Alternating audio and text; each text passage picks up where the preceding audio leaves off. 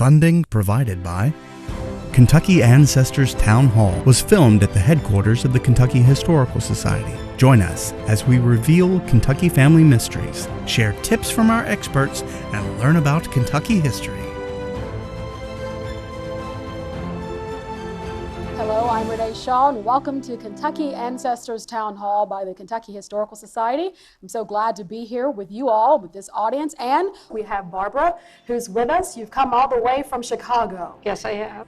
So let's talk about... Kentucky Ancestors Town Hall connects genealogists to resources they can use. So this is new information. This is interesting. Explores new topics in genealogy. That is so cool. That's That really is signature. amazing. And reveals answers to family history mystery. Their proximity on the list indicates a close relationship between the two men.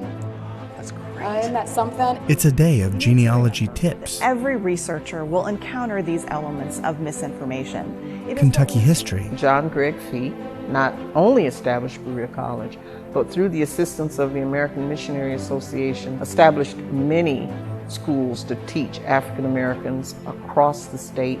And surprises. Oh, I'm related to somebody who was classified by the Union Army as steals promiscuously from citizens.